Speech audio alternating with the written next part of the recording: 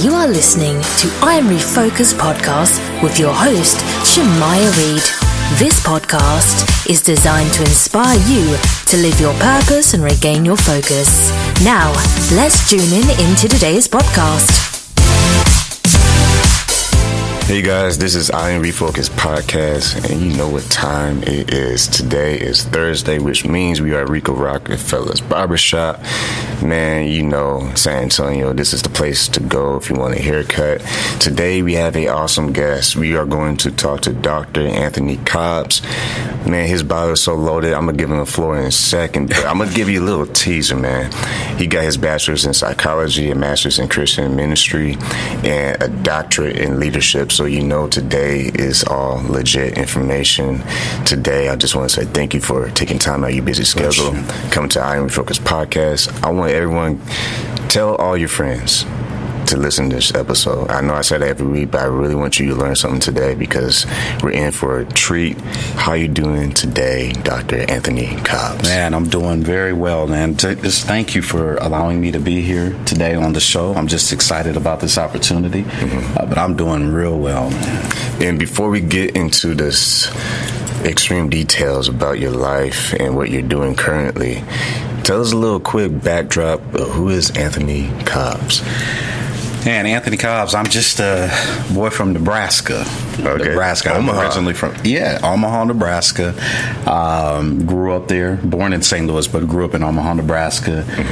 Moved to San Antonio, Texas in 2003, so 15 years ago. Wow. 15 years ago, I was brought down here by a church. I'm in ministry. I do ministry, youth work, and all of that. So I was doing that in Omaha, Nebraska, and a pastor that was in San Antonio, or from San Antonio, was there in Omaha and heard about me, and so they brought me down and interviewed me in January. They brought me down in January.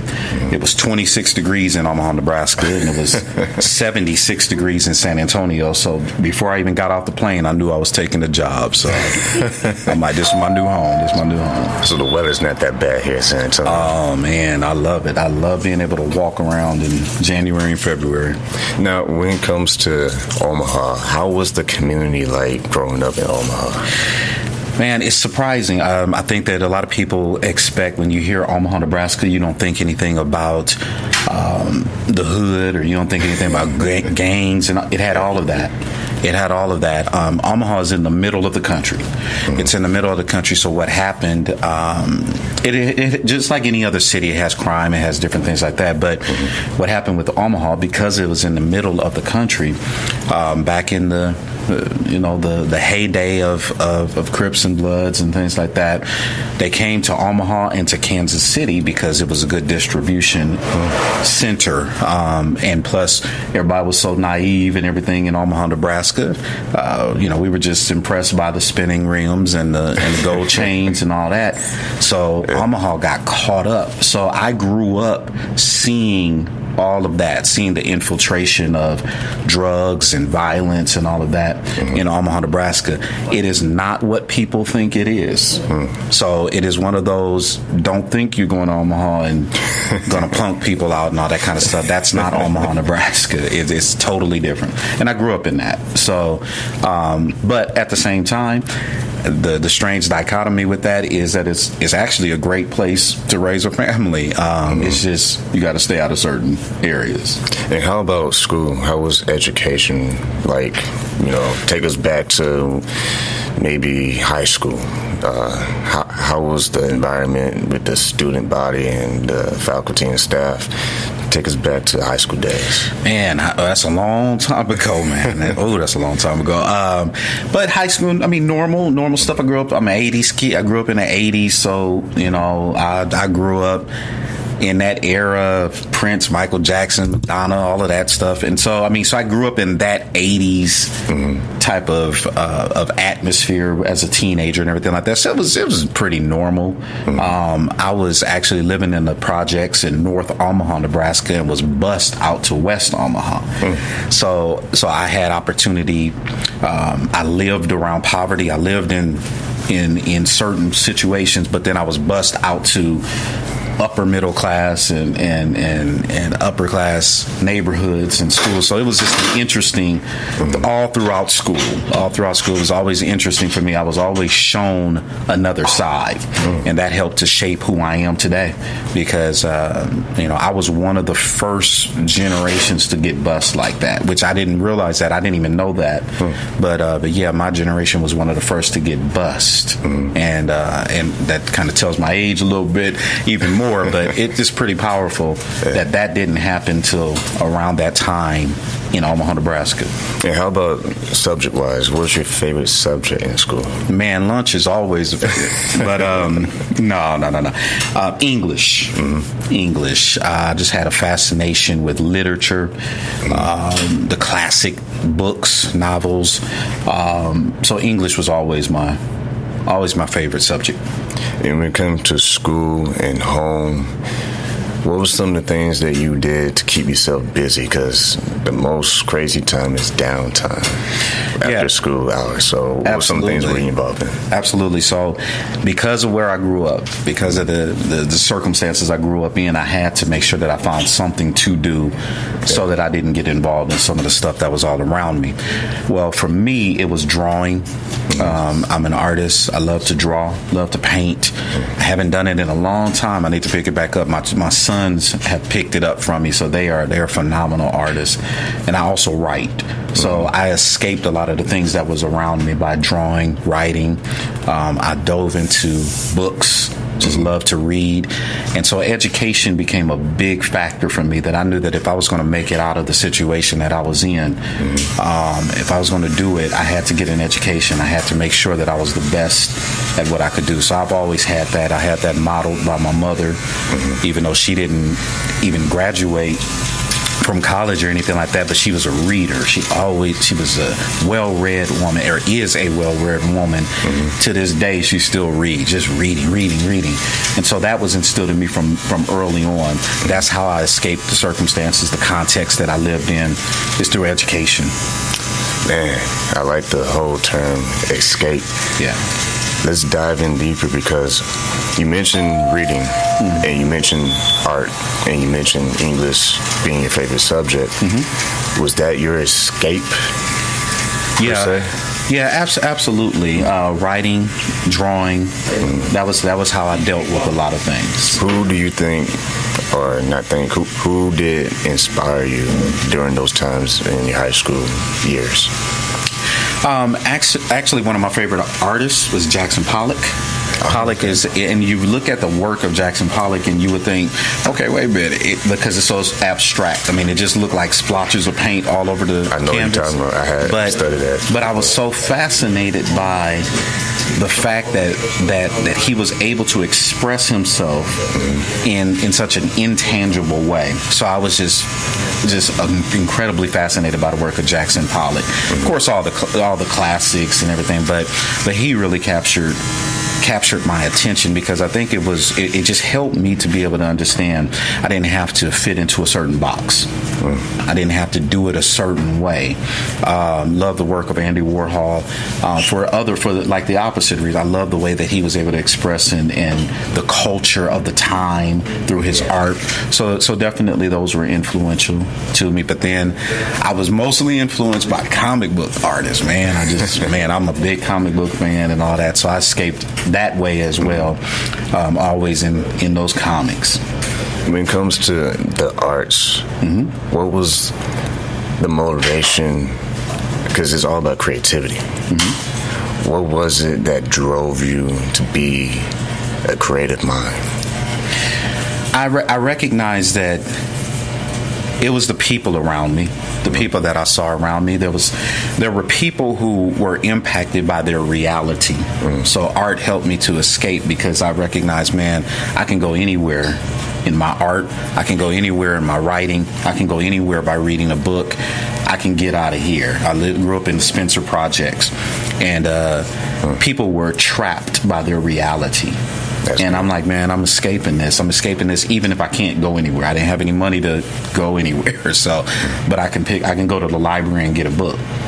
Man, I probably have so many overdue books and everything like that, because I wouldn't return them. I'm like, yeah, but the library, I was at the library so much that the librarians would pay my fees.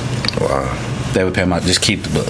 Keep the book. Wow. Keep the book. Teachers would buy me books because I just love to read, but I couldn't afford to buy the books and everything like that and pay the fees for late overdue fees and everything like that. But they saw it, and that's how I escaped. I was always reading George Orwell, Steinbeck. I'm reading classics when I'm 9 years old and 10 years old. Wow. Just fascinated by it. So did you also take art classes as well? Yes.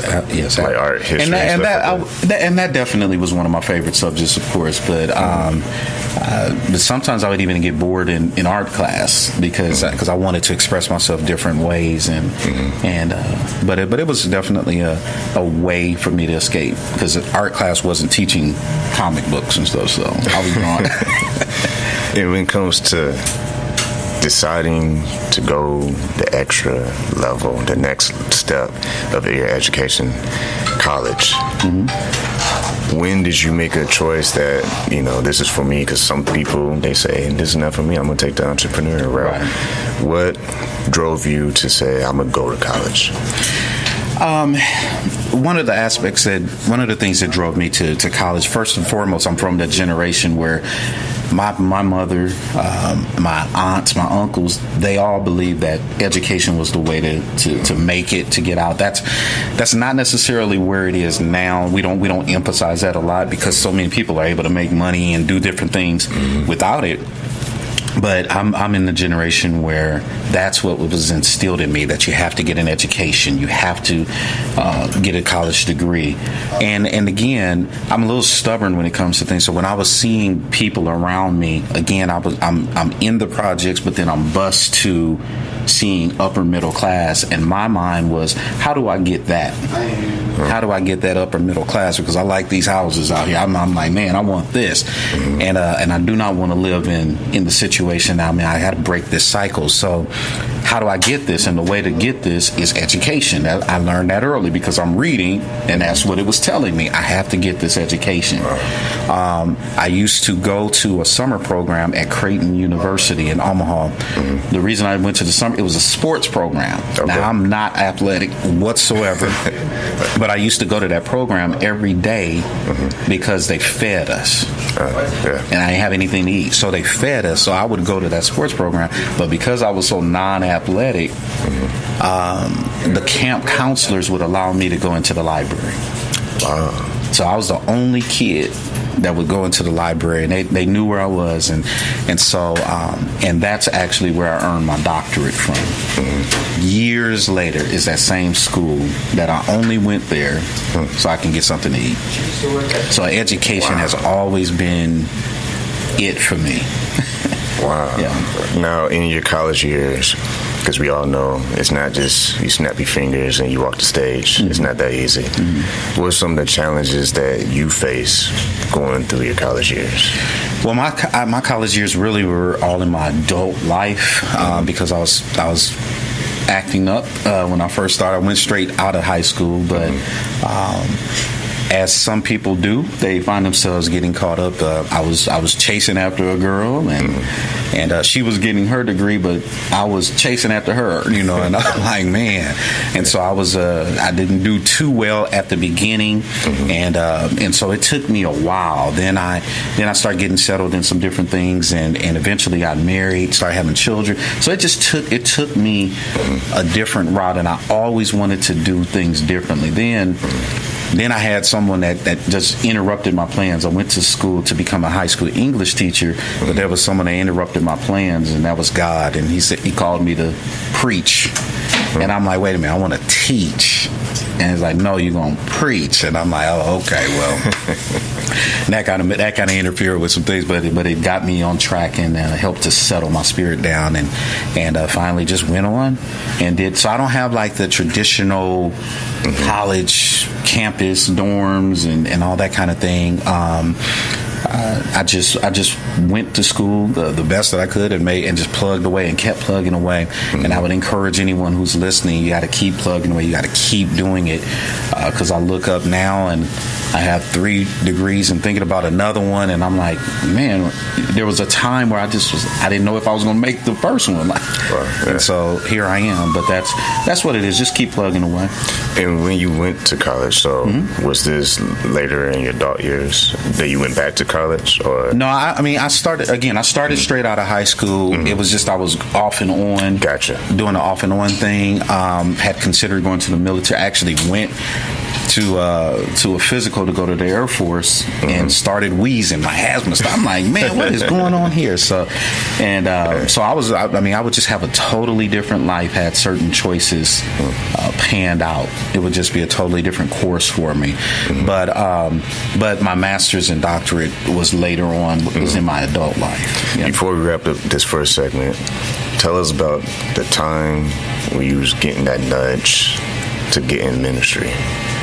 Take us back to that place, and on the second half we'll dive in even more details of what you're doing currently today.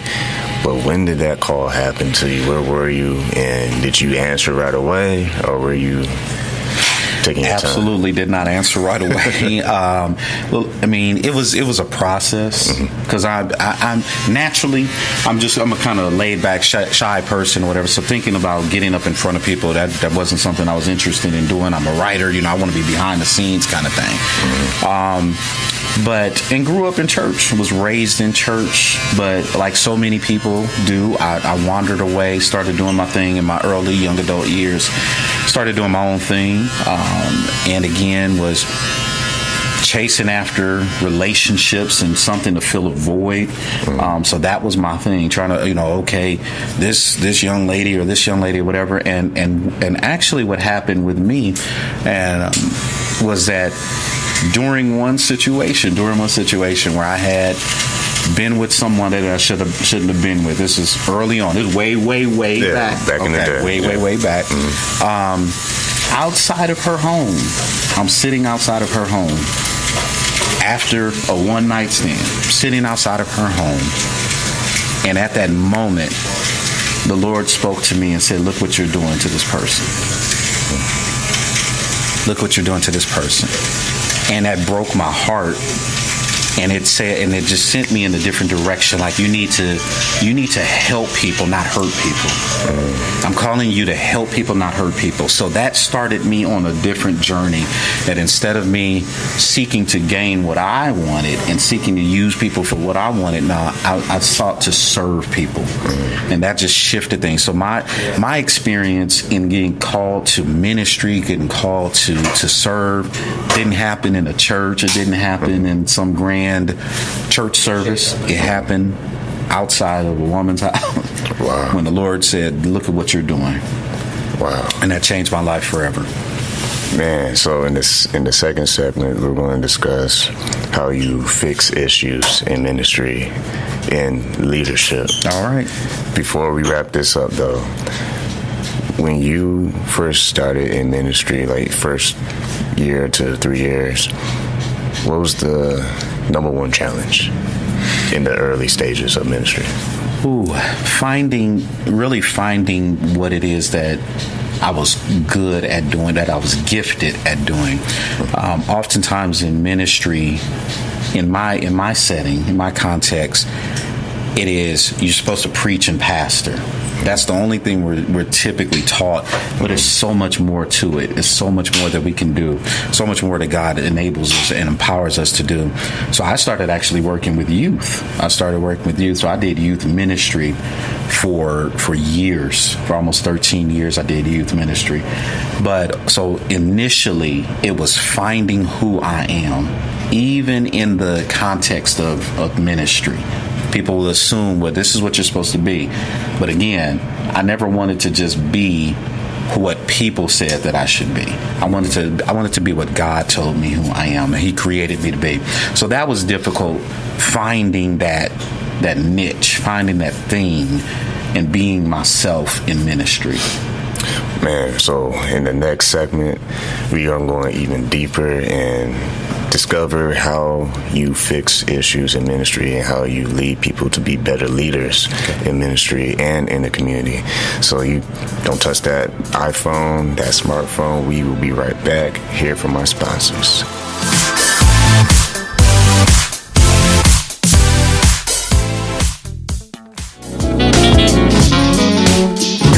Welcome to Rockefeller's Barbershop. This is the day that the Lord has made, and I will be blessed and be glad in Him.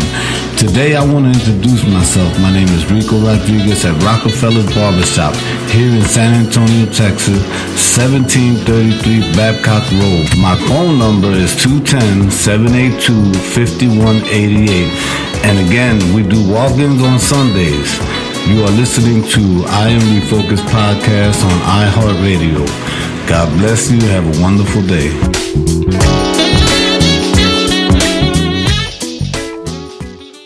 Does your website need more traffic? Well, visit overflowcafe.com today. They make websites popular, and over 41,000 people use their service to gain more customers. They are winning our business. What about you? Visit overflowcafe.com today.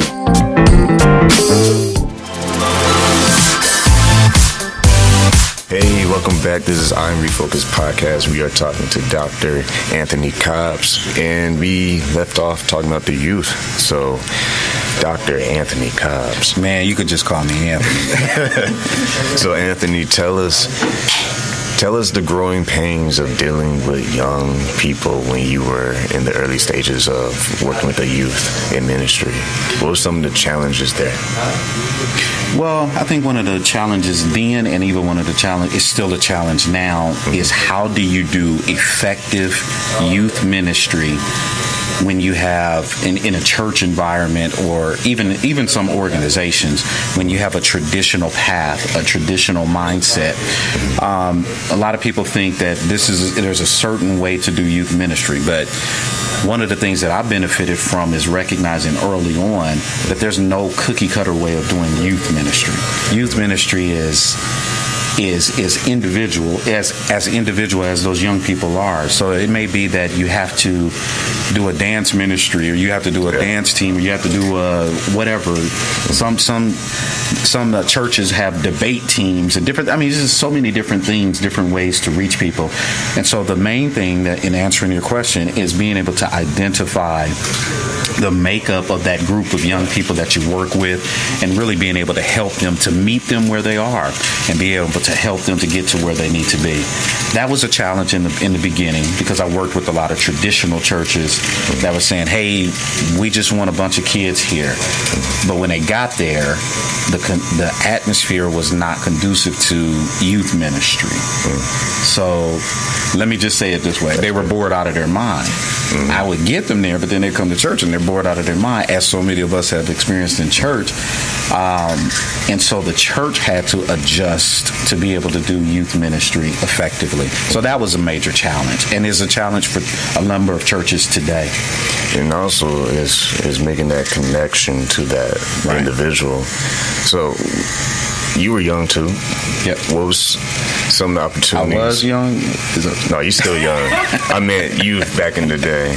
When it comes to you working with the young people, they sometimes will bring their daily problems and struggles, to the church, because, it should be a safe place. What were some of the things that you noticed that young people in today's world are struggling with? Man, that's pretty incredible. I'm actually preaching on that Sunday. I'm dealing with specific issues that young people are dealing with. Number one, a lot of young people are dealing with depression and anxiety.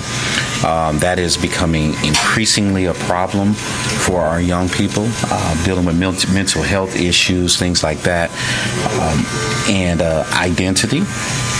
Their identity, whether that be their sexual orientation, whether that's who they are as an individual.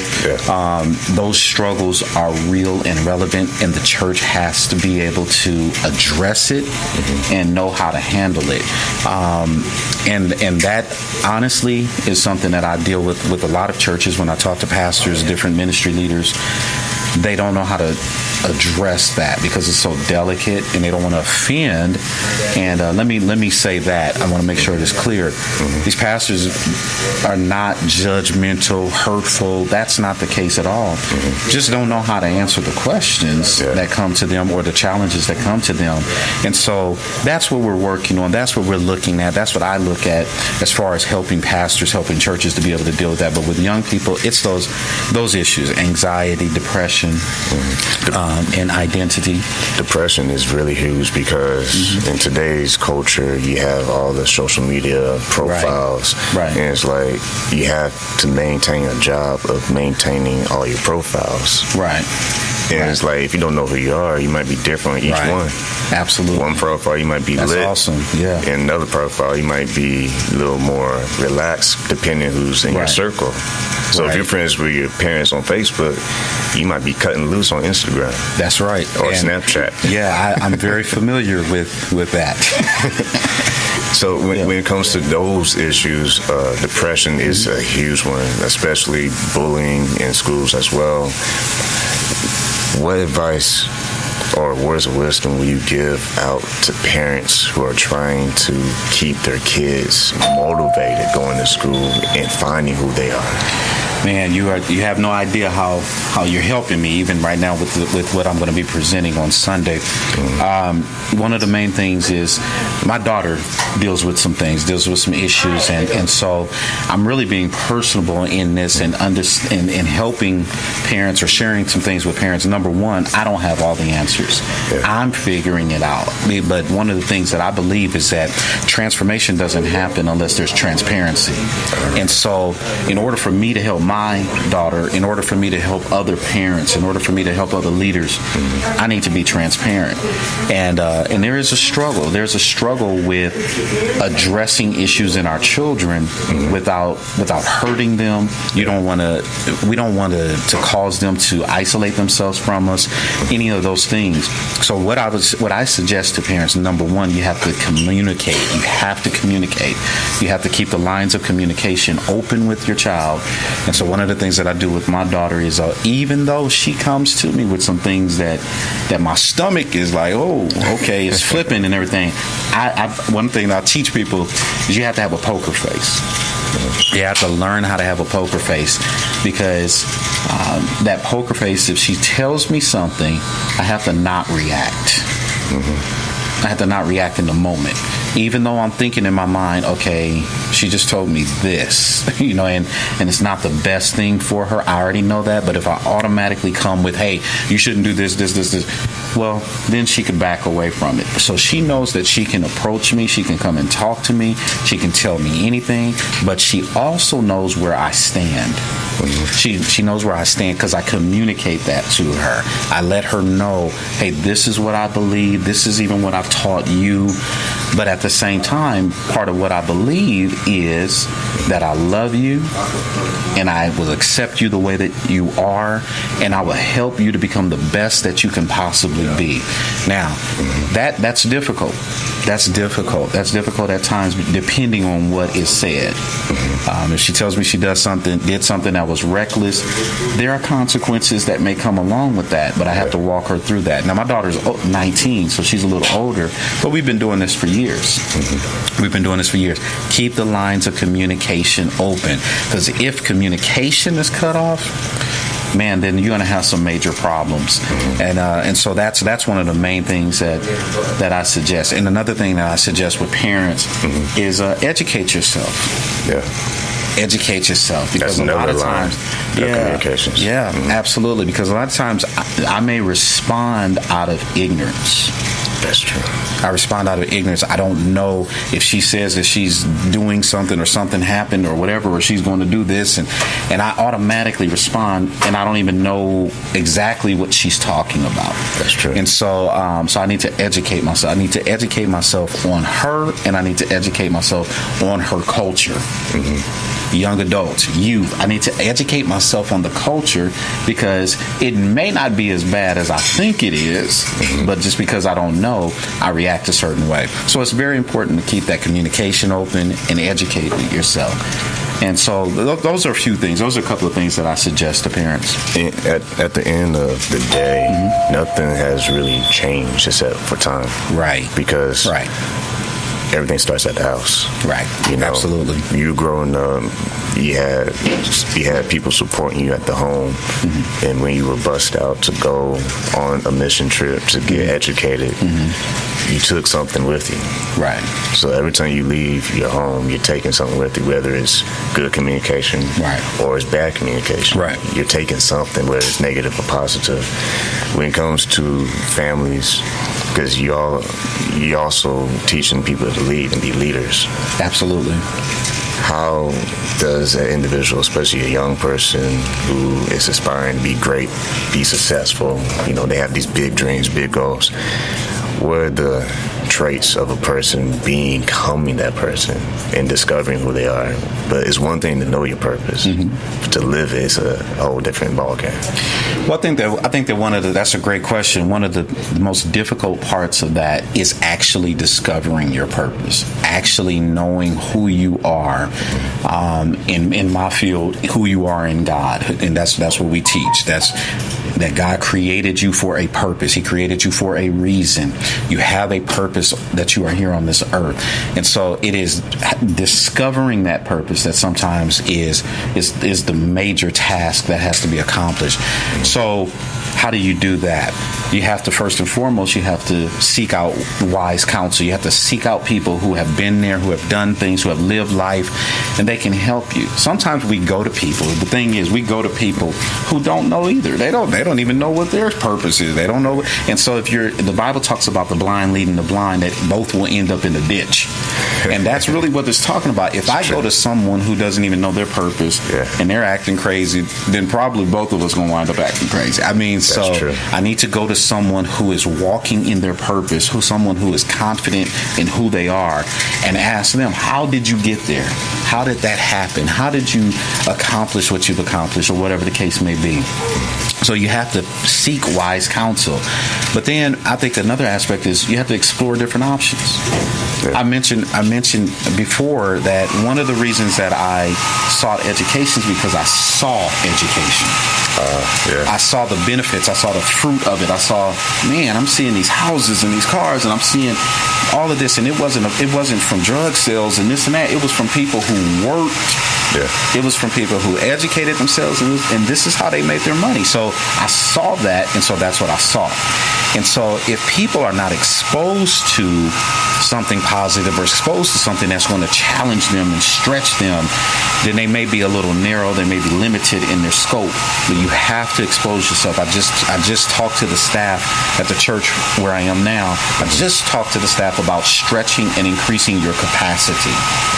You may be good at what you do right now, but you can be even better by stretching your capacity. Who's doing it better? Who's further down the road in what you do in your area of expertise? Can you learn from them? And then also, are you pouring into others? It helps you even to teach others. You just taught me some things earlier that's going to be a blessing to me and to others, because you just taught. You showed me something just in a few minutes. You talked to me and you exposed me to something that I'm going to now go explore, and it'll be a blessing in just that moment, because your capacity is expanded. And that's the problem with so many folks, is that we get limited, narrow capacity, and we wind up having a redundancy of life and doing the same thing over and over and over, which leads to anxiety, depression, with fatigue. We're not motivated because we're not stretching our capacity. And that's what's so important for just life in general.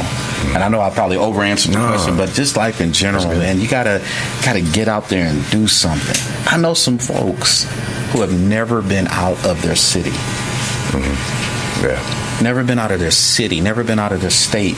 And I'm not knocking them, I'm not judging them, but your capacity is limited to your neighborhood, or it's limited to your city. That's one thing I used to do in youth ministry. When the young people that I used to work with, some of them had never been out of their neighborhood. And so one of the things that I did is that we took them places. We took them out of the city, out of the country, out of the state, and exposed them to different things. And some of them, at this day, are leaders in different churches. They are doing different things. They are leaders in they're running companies. They're entrepreneurs. Some of these same kids that I took out of the projects of Omaha, Nebraska, and exposed them to things. Wow. They're leaders now. I like thinking of leadership as an individual showing a better way. Mm-hmm. So leadership is a combination of bad experiences to this is where I want to be now. Mm-hmm. And if you want to be somewhere better than you are currently, you have to change your communication system. Right. So whoever you're communicating to is going to communicate back to you. Yes. So I like to think of it, if you got good communication with God and people who have that good mindset, well, you are bound to go to the next level. Right. And it's all about, I mean, it could be one conversation can change your life. Mm-hmm. One phone call can change your life. Yeah. I just mentioned, you just gave me a resource. Mm-hmm. that maybe I'm stuck. I want to do something, but I'm stuck. I don't know what to do. You just had one conversation. Yeah. And now, now I can do this. Now I can do it this way, or whatever the case may be. Oftentimes success, the difference between success and stagnation is one conversation. And that's why it's so important to be open, to expose yourself, to talk to people, to be friendly. The Bible also talks about he who wants friends has to show himself friendly. Mm-hmm. If you want people to support you, a lot of people talk about support, and do you support others? Yeah. Are you friendly to others? Are you helpful to others? Because it comes back to you. And so that's one of the things I think is important. Leadership. John Maxwell says that leadership is influence. Mm-hmm. It is, and you're influential. She's influential. We're influential, but we have to discover who are we influencing, because we're influencing someone, and then what are we influencing them to do? And two, it's a great conversation.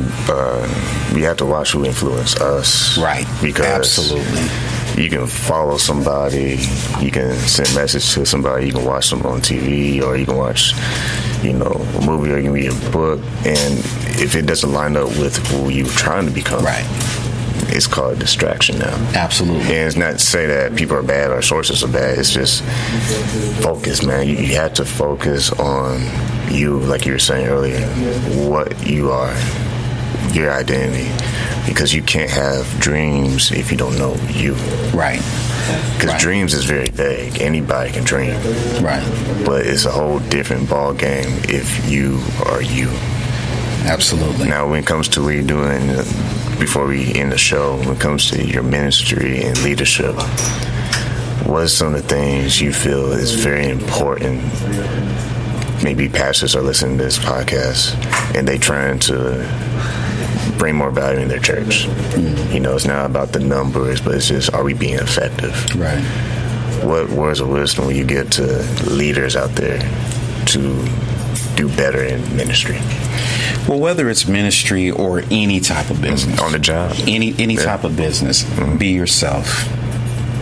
Be yourself. I didn't recognize the value of those two words until recent years. Be yourself. And here's what I mean by that. The people who have been successful, the businesses that have taken off, they had to make a decision at some point to be themselves. Chick-fil-A had to decide we're just going to make we're going to make this chicken sandwich. Yeah. We're not going to do burgers. We're not going to do this. This is what we're going to do. That's good. Right, this is what we do. Mm-hmm. And so you have to be yourself. And too many people are trying to be like someone else. Mm-hmm. They're trying to be like someone else. A copy. Right. I hear young people say, I want to be a rap mogul. I want to do this, and I want to be like Diddy. I want to be like. Okay, but that's fine to have someone that you emulate, but be yourself. What is your thing? Who are you?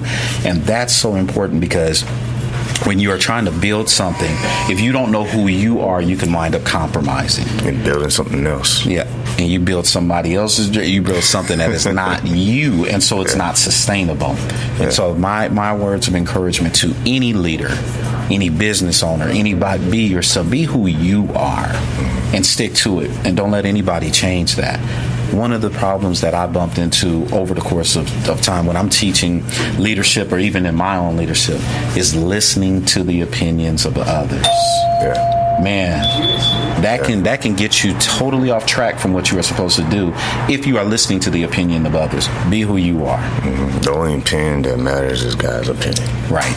And really, it's just opening up the book and reading. Right. Because all the opinions is right there, and it's the only one that matters because it's the source of all the answers that you're looking for.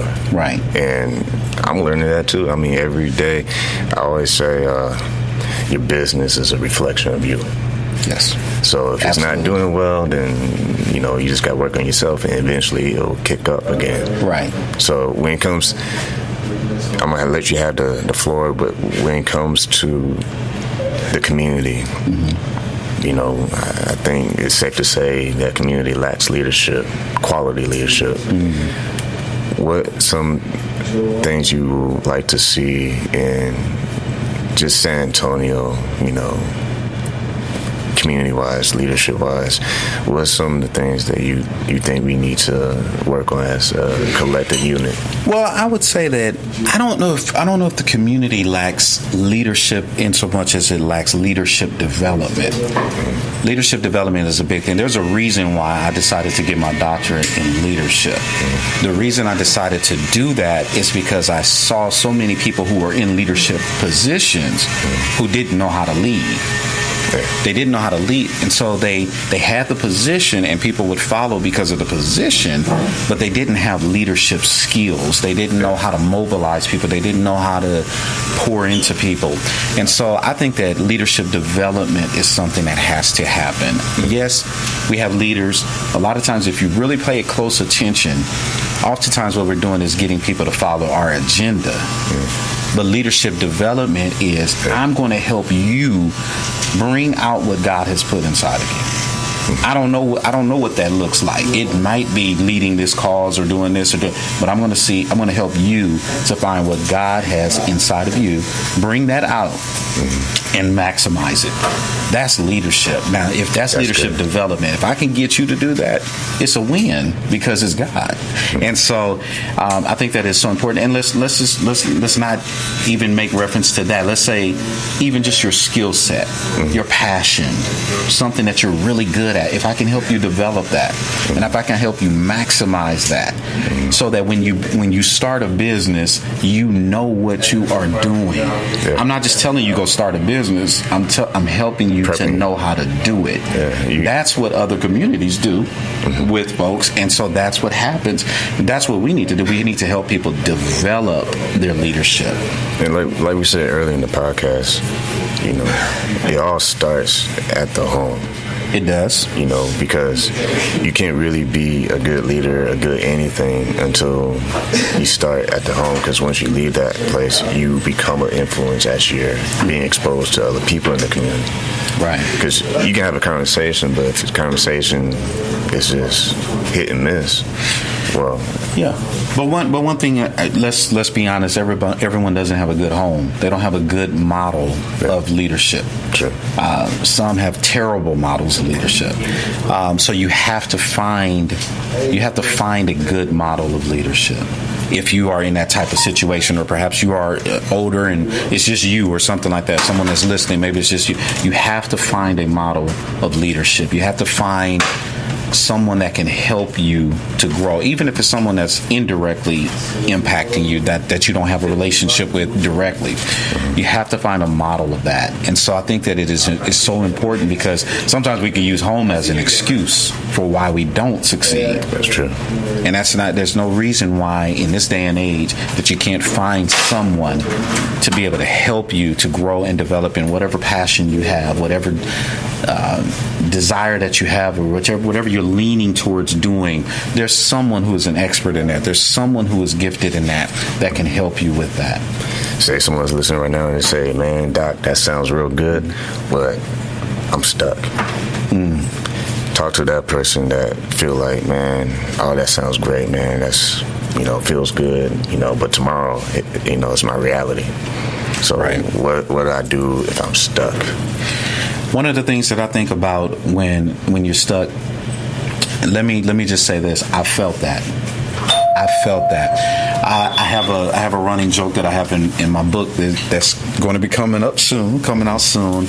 I became way too familiar with The Price is Right. and people are like, what are you talking about? I became way too familiar with it. What I meant by that is I knew all the spokesmodels. I knew Drew Carey. And here's why. Because I was at home stuck. And I was watching Price is Right. Every day I'm watching Price is Right. I'm watching, and it was a breaking moment for me in one particular time where I was just looking at, okay, I can do this, and I want to do this, I want to do these things, but I have to get up. I cannot stay here, because if I stay here, I will die. Maybe not physically, maybe not literally, but my spirit, my dreams, I would die. I would die sitting here in front of Drew Carey and the models on Price is Right. That's true. If I don't get up. And in the scriptures, there's a man that Jesus bumps into that had been ailing and sitting there waiting for something to happen for 38 years. And he asked him a question. He said, do you want to be better? And it's like, man, of course he wants to be better. He wants it, but he was sitting there waiting for something magical to happen. And so for those who are stuck, you have to recognize that it's not something magical that's going to happen. Just like people just the other day were trying to get that $1.6 billion. Yeah. If you would have gotten that 1.6, what are you going to do with that? If you can't do anything with the 10,000 you have now, what you going to do with 1.6 billion? True. And so we got to be so careful on waiting for something to happen. That's chance. That's luck. That's not how life operates. Life operates by getting up. As the scripture said, Jesus told the man, get up, take up your bed and walk. He said, you got to do something. You have to play a part in this. You have to make it happen. You have to make it happen. And the Lord will bless it, but you have to make it happen. And so in order to be able to get unstuck, I had to get up off of that couch. I had to get up, and because I recognized, man, this is it. Is this it? Is this where things are going to end? And so I understand that I have a dream. I have something that I want to achieve, or something that I want to go for, and I'm not going to allow myself to keep me from that dream. It's not anybody else. It wasn't anybody. It was me. And that's what you have to do. You have to recognize what's keeping you there, what's keeping you stuck, and then you have to remember the dream, remember the goals that you have. And if you don't have them, then you need to seek that counsel that I talked about earlier. Seek wise counsel. Get around someone that can help stir that up in you. Not around folks that are in the same boat, but somebody that can stir that up in you and pull that out of you. And then you have to make sure that you get up, take up your bed and walk and get better. That's what I say to someone. I mean, I get it. I understand it. It's easy for that to happen. The Bible always says, too, I don't know the exact scripture, but it talked about letting go what's behind, reaching forward. Yes. That's ahead. Paul. I press forward. So that's, I also heard from a person that was on the show before, and they said, wherever the mind goes, the body follows. Absolutely. And you also have to ask yourself, what am I following? Right. Whether it's books, education, faith, circle of influence. Because what you follow with your mind, what you allow to deposit in your mind on a daily basis, if it's not, discipline, educational, inspirational, motivation, that will be your downfall, really. And that's exactly what that example was. I discovered, I saw myself, I am routinely sitting in front of this television. I am doing something. So what that showed me is that I was working. But in the wrong I was working, but I was working for like the wrong a hamster on the wheel. Exactly. Going fast. And I was in a routine. I was there, and I was learning. And I'm like, man, this is crazy. But I have to do something. I have to make sure that I switched that. And I did that. That was several years ago that happened. And my life changed. Because that switched. I got up, switched. I did what I needed to do. That's good right there. And got unstuck. Man, my life changed. That's good right there, because I just have a visual when you said earlier in the story where you was outside the woman's house. Yeah. And that switch. And that's really what it is. Yeah. You gotta pay attention to when that switch goes on. Some of us miss that switch. And that's God. And they ignore it sometimes. They ignore it sometimes. Absolutely. Yeah. I could have gone on and done what I wanted to do or sat there, but you've got to pay attention to that and move when it's time to move. And that's all that scripture was. Jesus said, get up. Yeah. So what if the man would have said, nah, that's all right, I'm going to stay right here. Wait another 30 years. Man. But he got up. Man, if you don't get nothing from this podcast, you need to get up. But in all seriousness, before we close, do you have any special events? I know you say you have a book coming out soon. You want to touch on that a little bit? Yeah, and I actually didn't even I have a book. Man, it's just some great things that God has been doing.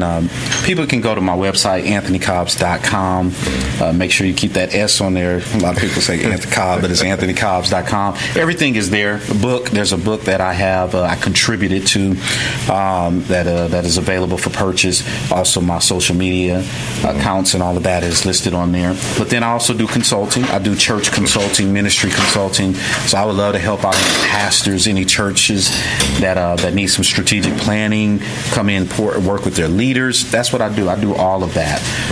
It's a blessing to be able to go all over the country, just being able to help churches in what they are attempting to do. But yeah, I do have a book that will be coming out at the beginning of the year. Awesome. Well, before we let you go officially, any last things you want to say to the audience out there? I think that one of the main things that I would want to say, again, just to reiterate, please make sure you be yourself. Just be yourself. Yeah. And in order to be yourself, you got to know who you are. And I will say this, you have to know who you are in Christ. Find out who you are in Christ. Now, maybe you don't believe in all of that. That's fine. But let me say this. There is nothing like knowing who you are and walking in your purpose.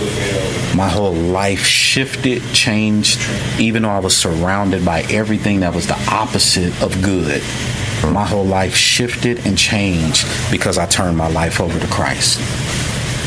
That's what I want to leave you with. That's a mic drop moment. We get that all the time on the show, and I love it. So before I let you go, I'm going to just say these last words we say every single week. Keep God first, stay focused, and peace.